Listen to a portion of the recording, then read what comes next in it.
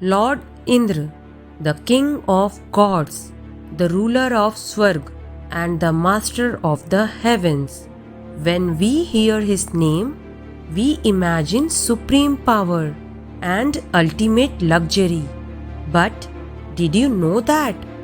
Despite being the most powerful administrative deity in the universe, Indra lived in constant shadow, a shadow of fear.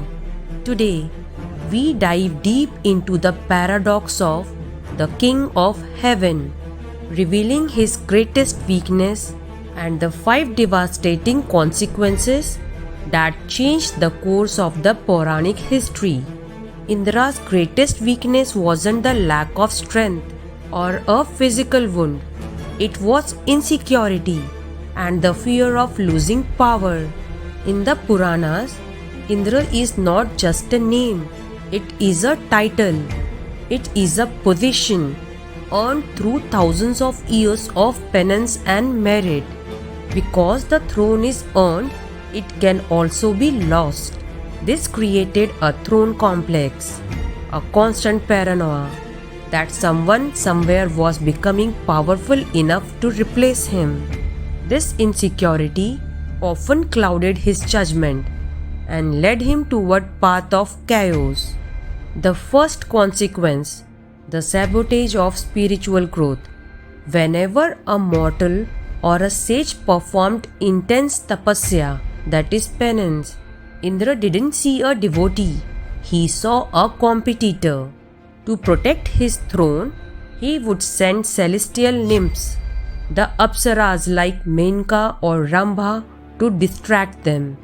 His interference with great sages like Vishwamitra not only delayed their enlightenment but often led to Indra being cursed by the very sages he tried to manipulate. Consequence number 2, moral lapses. Blinded by the fear of losing his status, Indra occasionally abandoned his dharma. The most famous example is the story of Ahilya and Rishi Gautam. Indra's obsession led him to use deceit, resulting in a legendary curse from the sage. This highlights a dark truth. When power becomes your only goal, your character is often the first thing you sacrifice.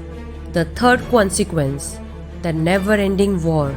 Because Indra often used chhal, that is deceit, to maintain his dominance over the asuras, it fueled a cycle of vengeance.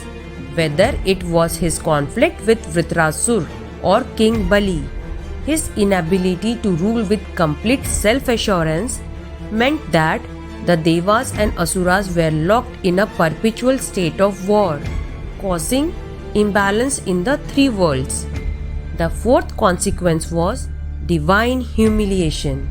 Whenever Indra's ego and insecurity crossed a limit, the Trimurti, Brahma, Vishnu and Shiv had to intervene.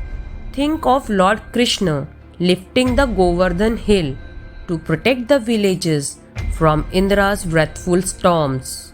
These stories weren't just about miracles.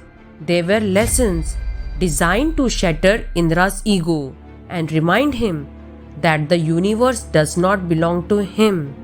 The final irony. He lost what he feared losing most. Despite all his schemes to protect his throne, Indra was ousted from Swarga multiple times. Whether due to curses, the rising power of Asuras, or his own karmic depth, there were periods where Indra wandered in exile, while others, like King Nahush or Mahabali, ruled heaven.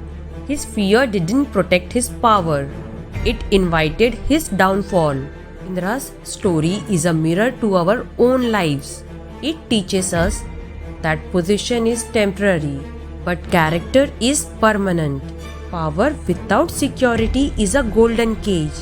When we act out of fear of losing what we have, we often lose the very things that make us worthy of having it.